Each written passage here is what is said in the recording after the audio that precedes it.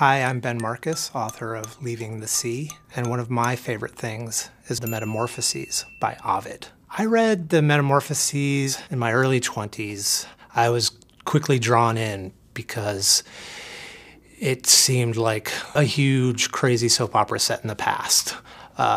Everybody hated everybody else. There's warring gods, petty gods, gods manipulating humans just for their own enjoyment. And I fell in love with the book. It's obviously set so far away in a time so long ago, and on top of that, a totally invented set of characters, and yet it seemed completely relevant and completely current to me. I love the beginning because it's about the beginning of the world. The book as a whole seems to be literally, and I think intentionally, about everything.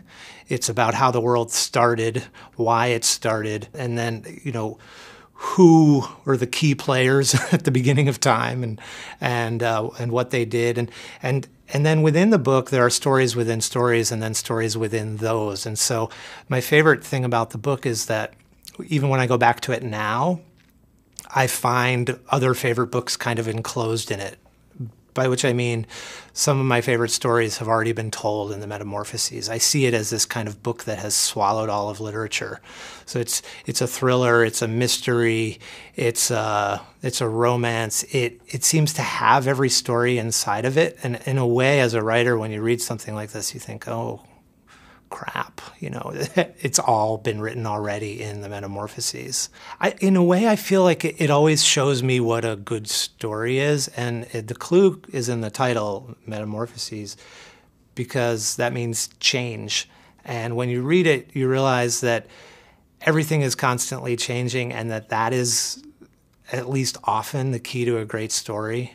Or sometimes stories feel flat when nothing changes. Characters stay the same, the setting stays the same, everything stays the same. But in the Metamorphoses, people are turning into animals, gods are turning into people are turning into other people are turning into trees, and that's the kind of more like extreme sorts of change. But people are changing their minds. So when I read it, what inspires me about it, or what I think tells me or instructs me, is that need to kind of keep upsetting what you have, upending it. And the book is a kind of clinic on that. It just shows you how stories are made, even while telling great stories.